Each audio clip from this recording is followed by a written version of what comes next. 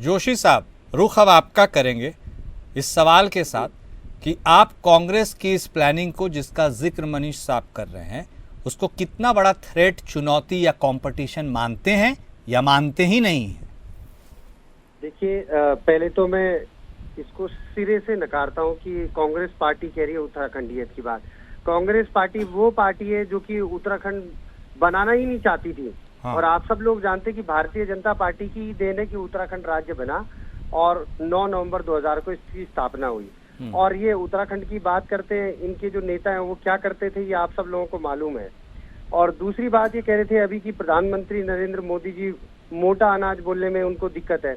अरे भैया, आपको ये जानकारी जरूर होनी चाहिए कि मिलेट्स के बारे में इंटरनेशनल मिलेट्स दिवस भी मनाया जा रहा है पूरी दुनिया के अंदर। और पूरी दुनिया के अंदर देश के प्रधानमंत्री ये मैसेज दे रहे हैं कि जो मोटा अनाज है, जो कितना स्वास्थ्य के लिए कितना फायदेमंद है, उसके बारे में देश के प्रधानमंत्री जी कह रहे हैं। और ये बात कह रहे हैं कि काफल के बारे में बात कर रहे हैं। देखिए, वो तो हमारा पहले से ही हमारा पहाड़ी फल है। और दूसरी बात यह है कि जब सब लोग माइग्रेट कर चुके होंगे तो जो चीजें अभी ये 600 रुपए की बात करते हैं वो चीजें तो कई 1000 रुपए में भी बिक जाएंगी। लेकिन हम ये बात करना चाहते हैं कि पहाड़ पर किस तरीके से आज सरकारें कैसे काम कर रही हैं। हाँ। कि आज आप लोगों ने देखा होगा, जैसे होम स्टे की बात सरकार ने की। आज बहुत सारे लोग, अभी आप देखेंगे छुट्टियां मनाने के लिए सब लोग जाएंगे और ये सब चीजें बिल्कुल सड़क पर हैं। आप देखेंगे कि आज किसने बड़े स्तर पर, देखिए, शुरू करना और उसको अमली जामा पहनाना, उस पर एक बड़ी बात है। अमली जामा पहनाने का काम करना, उसको धरातल पर उतारने का काम भारतीय जनता पार्टी ने किया। और अभी आप लोग देखेंगे गर्मियों में, अभी देखिए टूरिस्ट कितनी बड़ी संख्या में आज पहाड़ पर है, पहाड़ चढ़ने की कोशिश कर रहा है, चाहे जहां से भी आप लोग देखना चाहेंगे।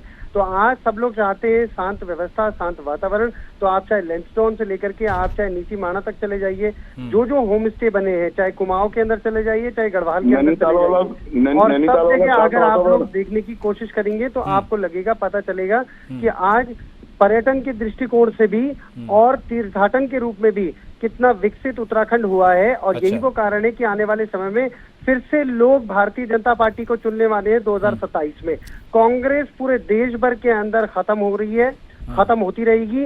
और 99 जो सीटें आई हैं झूठ बोल करके आई हैं, संविधान बदल देंगे और तमाम सारी चीजों पर बात करने वाले थे ये लोग, जो भ्रामक जानकारियां इन्होंने फैलाई और तब जाकर के ये गिरते पड़ते 99 सीटें तो लेकर के आए। जोशी साहब, उत्तराखंड के लिए क्या हो रहा है, क्या किया जा रहा है, वो तो एक अलग बात है। लेकिन आप मुझे यह बता दीजिए कि कांग्रेस अब जो वहाँ पर पिछड़े हैं, दलित हैं, अल्पसंख्यक है, एक तरह से उन पर नजर रखकर, उनको ध्यान में रखकर आगे की रणनीति बनाने की कोशिश कर रही है। और उसी रणनीति को आप भी बहुत तरीके से अपने पाले में करने की कोशिश करो। ये बाजी कौन जीतेगा? देखिए, अभी बार बार ये कह रहे थे कि जातिगत जनगणना की बात कर रहे थे। हाँ। देश के प्रधानमंत्री जी ने मास्टर स्ट्रोक किस तरीके से है कि जो जनगणना भी होनी है और जातिगत जनगणना की बात जो देश के प्रधानमंत्री जी ने कहा है कि वो शुरू होगी। तो जो ये बात करना चाहते थे कि किस तरीके से विभाजन करना चाहते हैं आज लोगों के बीच में, ये हमेशा से ही करते आए हैं। एक गरीब आदमी हमेशा गरीब रहना चाहिए। और कितना ये दलित, वंचितों, शोषितों को कितना मतलब एक तरीके से शोषण ये करते हैं, ये पूरे सर्वविदित है मतलब। और कांग्रेस पार्टी ने जो 65-70 सालों में किया, ये सब लोग जानते हैं। लेकिन अभी आप लोग 2014 के बाद से अभी तक देखेंगे तो कितने बड़े स्तर पर काम हुए, क्या काम हुए, ये सब लोग जान रहे हैं। हर एक वर्ग के लिए भारतीय जनता पार्टी काम कर रही है।